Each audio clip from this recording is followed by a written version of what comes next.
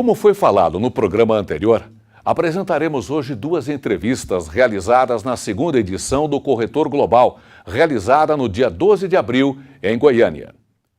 A importância de apresentar estas duas entrevistas deve-se ao fato de serem dois palestrantes que, por suas trajetórias de vida, atuando no mercado dos Estados Unidos, sabem como poucos no planeta mostrar a importância de se usar todas as ferramentas de comunicação, sejam elas eletrônicas ou simplesmente expressões corporais, para mostrar conhecimento frente a uma transação imobiliária.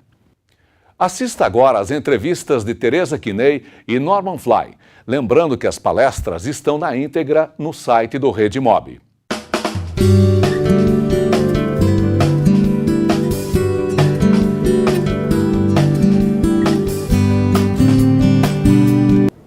Every level of the association in the United States has technical experts. The National Association has a full division that keeps working on developing social networking opportunities for members. Large states do the same thing. Large boards like Miami, exactly the same thing. Our general notion is, since we control the listings of property, the more people we tell about the property, the happier the seller is, the more informed the buyer is, and the better the agent does their job. So we automatically build ourselves into those opportunities. In the United States, if you're not part of multiple listing, you're out of the business, because you can't possibly get enough penetration for the property to sell it and sell it properly. The other social medias are coming in time, and I think that will only increase the power of the multiple listing of all of the media that are out there. In my view, the multiple listing is the key, because you're protected by contract.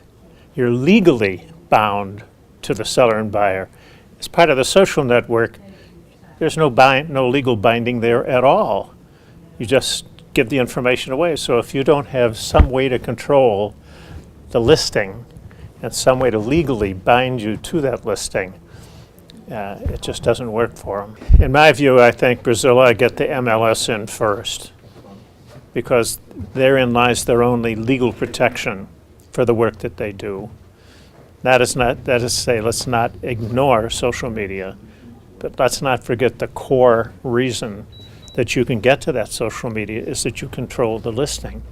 So you have to control that first, in my view. That makes the rest of it work better.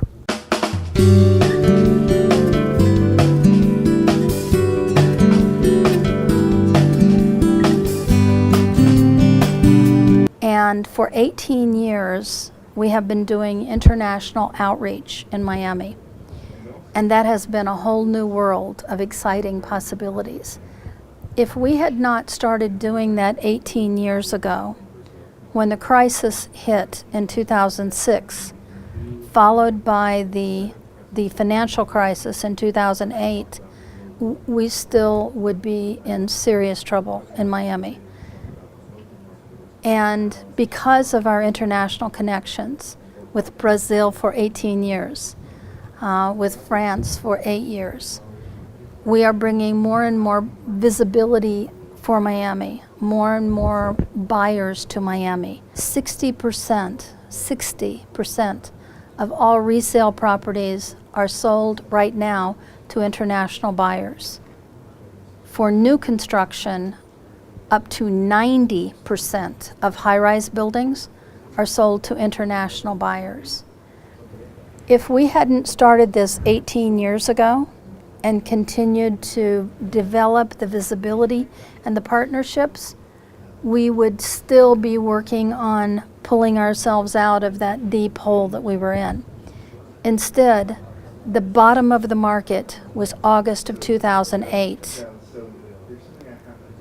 By 2011, we had already recovered for number of sales, and we had a new all-time record number of sales in the entire history of the MLS in Miami, 60 years plus. And the only reason it happened is because of our association, our international connections, our marketing, our visibility, our education for the members, our tools, and great members.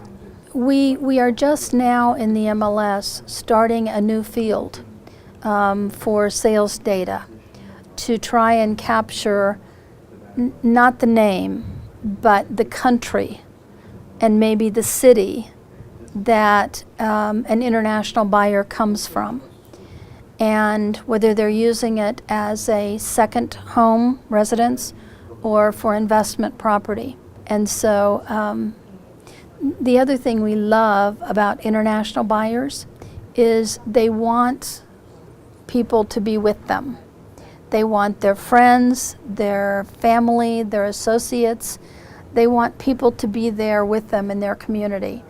And so one international buyer can bring many international buyers, and the communities are wonderful and vibrant and robust and exciting, and stores cater to them, and restaurants, and the professionals. So there are, you know, attorneys and accountants and hairdressers and doctors and nurses and stores, people in stores who all speak Portuguese, and more so in the areas that the Portuguese, that the Brazilians like buying, but all over Miami as well. E como o programa está voltado para o mercado americano, a equipe da TV COFECI entrevistou duas empresárias que estão abrindo uma unidade no Brasil para a venda de imóveis em Miami. Uma entrevista interessante, pois mostra o quanto o Brasil está na alça de mira dos investidores internacionais. Antes que nada es bueno que la persona o el inversionista que quiera invertir en la Florida esté asesorado por un agente inmobiliario experimentado. E qualquer pessoa que tenha interesse vai poder chegar lá, ligar e vai ter nosso serviço em português, em inglês, no idioma que for mais fácil. Siempre existen costos ocultos dentro de cualquier transacción y adicionalmente por ser extranjeros hay ciertos beneficios que existen, como por ejemplo crear corporaciones para poder protegerse de ciertos impuestos. E os prédios são bonitos, a cidade é atrativa, o Brasil já tem praia, Miami também tem. Eu acho que tem uma similaridade muito boa entre os dois países, entre as duas regiões, né? Estados Unidos, particularmente a costa sul da Florida. Então o pessoal está indo para lá por causa disso. La media de valores realmente es muy amplia. Hay desde inmuebles de $100.000 hasta inmuebles que te pueden pasar los $3 millones. Cada vez mais a gente vê a cidade mudando em prol de fazer o brasileiro se sentir em casa, por causa do tanto que estão indo procurar imóveis, passar férias. São mil motivos que o brasileiro está indo aproveitar y ficar lá. No existe una limitación de valores. Lo único que hay que considerar es que obviamente tienen que tener una cuenta en el extranjero. Eso es muy importante.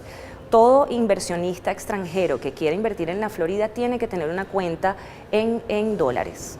Bem, agora vamos às notícias dos Cresces pelo Brasil. Cresce Rio Grande do Sul.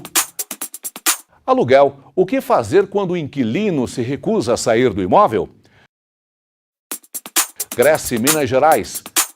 Grande BH é terceira região do Brasil com mais empreendimentos. Cresce Goiás. Cresce Goiás credencia 350 novos corretores de imóveis. Solenidade será no dia 7 de maio, às 18h30, no Palácio dos Colibris. Cresce Santa Catarina. Eleições do Cresce Santa Catarina marcadas para o dia 14 de maio. Cresce Espírito Santo. Corretor de imóveis tem mercado promissor. E agora vamos a um convite muito especial do presidente do Sistema COFECI Cresce, João Teodoro da Silva, para você. Amigos corretores de imóveis, neste ano estamos completando 50 anos de regulamentação profissional, nosso jubileu de ouro. Temos muito que comemorar.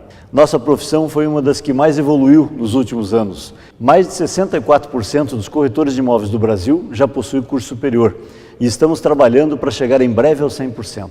Nossa atividade movimenta cerca de 7% do nosso produto interno bruto, o que transforma nosso segmento em um dos mais expressivos do Brasil. Por isso, não podemos deixar de comemorar o nosso cinquentenário. Durante todo o ano de 2012, estaremos realizando uma série de eventos em todo o Brasil. Em Brasília, de 27 a 30 de agosto, estaremos realizando o 4º Embrace, Encontro Brasileiro de Corretores de Imóveis, e o 1º CIME, Congresso Internacional do Mercado Imobiliário, além de inúmeras atividades com vistas à evolução e ao reconhecimento de nossa classe, pelos poderes constituídos de nossa República, pela sociedade brasileira e pela comunidade internacional. Já temos mais de 2.000 presenças confirmadas para o 4º Embrace e pelo menos 250 visitantes estrangeiros de mais de 40 países para o CIME. Você não pode ficar de fora. Estamos esperando também a sua confirmação. Venha comemorar conosco as nossas conquistas. Afinal, não é sempre que se pode festejar 50 anos com tanta alegria e tantas coisas boas para contar. Venha mesmo, porque a festa está sendo preparada para você. Entre no site www.cofece.gov.br e clique em Cinquentenário. Lá você terá todas as informações sobre esse grandioso evento. Venha conosco! No próximo programa, apresentaremos a cobertura do primeiro SINCOM, Simpósio dos Corretores de Imóveis, realizado em Curitiba, e da 3ª edição do Corretor Global, também em Curitiba. E não esqueça de participar da maior rede de informações e contatos do setor imobiliário, o RedeMob. Estamos encerrando mais esta edição da TV COFECI, lembrando este pensamento do filósofo alemão Immanuel Kant. O sábio pode mudar de opinião, o ignorante, nunca. Até a semana que vem.